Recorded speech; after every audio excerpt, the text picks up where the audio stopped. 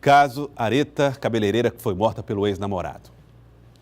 A irmã de Areta, a irmã da vítima daquele feminicídio horroroso que foi praticado pelo ex-namorado dela, Paulo Neto, mostra pela primeira vez uma conversa que as duas tiveram nas redes sociais. A Areta e a irmã tiveram uma conversa pelas redes sociais e essa conversa vai ser revelada aqui na TV Cidade Verde.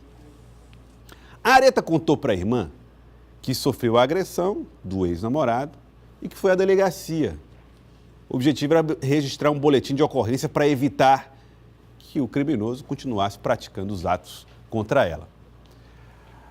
Mas ela não conseguiu fazer esse boletim de ocorrência. Segundo a Areta, na mensagem que mandou para a irmã, ela não conseguiu fazer porque a polícia estava em greve. Ela não fez o boletim de ocorrência. A irmã contou também que a Areta sofria com outros casos de violência. Veja na reportagem de Clebson Lustosa. Passada uma semana do assassinato da cabeleireira Areta Dantas, a família da vítima decide falar com a nossa equipe. A irmã mais velha de Areta revelou que a cabeleireira teria procurado a polícia semanas antes do crime para denunciar Paulo Neto. Tá ali a conversa, ela dizendo que a delegada, eu não sei quem estava lá, disse que podia processar ele também por danos. Mas não chegou a registrar porque estava em greve. Mas que ela foi, tem até o dia ali, que ela mandou uma mensagem para mim. Como eu disse, tudo ela me dizia, assim. Ela estava muito estranha, muito presa. Ele não deixava mais ela trabalhar, não deixava mais ela... O celular dela, eu falava com ela através do celular dele, e ele botava no viva voz quando eu ligava. Para ele ouvir o que é que a gente estava falando. E eu percebi que ela não era mais a mesma. Aí eu aconselhei ela, eu realmente disse para ela deixar ele, seguir a vida dela. E desse dia em diante eu acho que ela foi pensando bem na crise que eles tiveram, ela resolveu se separar. Areta relata insatisfação do que poderia ser possíveis agressões. Uma vez, não faz muito tempo, eu fui para lá, para a casa dela. Eu estava aqui no Bela Vista e ele veio me buscar. Aí me levou para lá, né? Dormi lá, no outro dia de manhã, quando ela foi trocar de roupa, eu notei que a perna dela estava com uma mancha. Aí eu comentei, eu disse, Areta, que mancha é essa na tua perna tão feia, tá roxa? Ela disse assim, não, foi o cachorro, que ele tinha um pitbull. Ela disse que foi quando chegou em casa, o cachorro tinha mania de correr e assim, tipo, empurrar ela. E foi uma patada do cachorro. Eu disse assim, mulher, mas tá muito estranha essa tua perna, não é ele que tá te agredindo, não. Aí ela disse assim, não, amiga, foi o cachorro. Aí eu até aconselhei, assim, olha, se ele estiver fazendo isso, se saia dele. Se é uma menina nova, alegre, bonita, independente. Fala também de objetos dela que Paulo Neto teria quebrado. Tem até uma conversa no meu Messenger, ontem mesmo eu estava vendo ela dizendo que foi na delegacia para denunciar ele, até mesmo por danos, que ele tinha quebrado as coisas dela tudinho, carro, objeto, as coisas dela, tudo ele quebrava. Trazer ela de volta a gente não traz. Ele acabou com a vida dela, acabou com a nossa também, porque a gente era muito unido, só era a gente. E ele acabou com a vida da gente, mas o que me dá 1% de conforto, como diz meu irmão, é saber que a justiça está sendo feita e que ele permaneça lá por muito tempo. Evidentemente que isso conforta a família, o fato de saber que ele está preso e que vai responder, não vai fugir, coisa do gênero. Mas isso também nos incomoda, como cidadãos, nós não podemos registrar o boletim de ocorrência. Vamos ver aqui o print da conversa que ela teve com a irmã. Aqui ela diz o seguinte, aqui é uma mensagem da Areta para a irmã. Mas ele tem que aprender para não fazer mais com mulher nenhuma. Aí a irmã responde, verdade, ele não pode fazer o que fez com você. Nem te contei, eu fui da parte dele na delegacia da mulher. Aí quando cheguei lá, estava de greve, justamente pelas coisas que ele quebrou. Aí expliquei tudo para a doutora e ela disse, configura crime de danos. E aí a Areta não conseguiu fazer o boletim de ocorrência. Não conseguiu fazer a ocorrência que ela tanto queria fazer, porque estava de greve e não pôde fazer. Muito bem.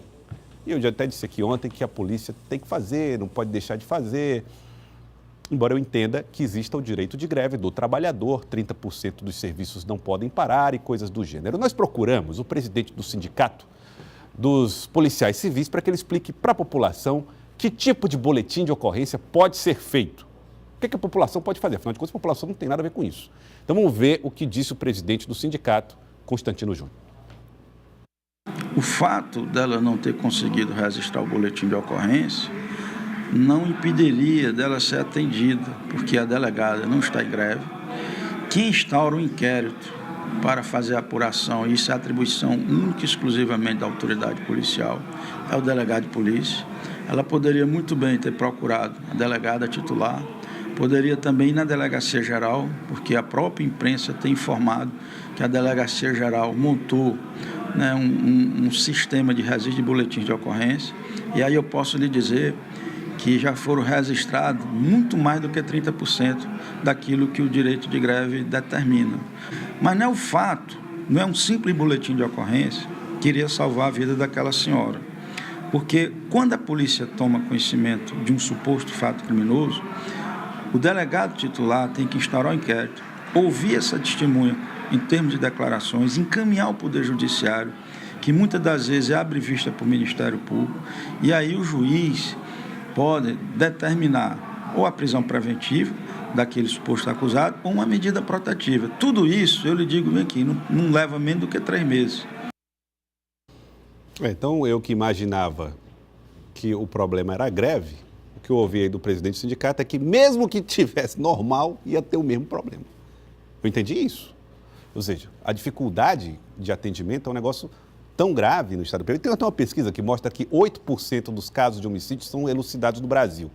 Então, imagine só, se 8% dos casos no Brasil, estou falando números nacionais, são elucidados, significa dizer que mesmo quando trabalha bem, a polícia chega a 8% dos casos solucionados.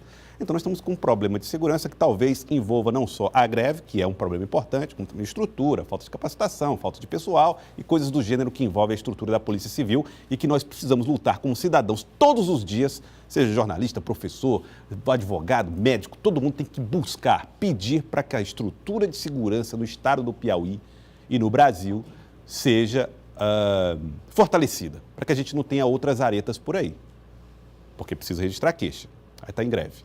Quando registra a queixa, aí demora mais 3 meses, instala o inquérito, e aí a pessoa morre, qualquer pessoa morre num período como esse. Então, é uma situação grave que nós estamos vivendo na segurança pública. Eu repito, sou a favor de movimento grevista. Acho o Instituto da Greve respeitável e importante para a história do país.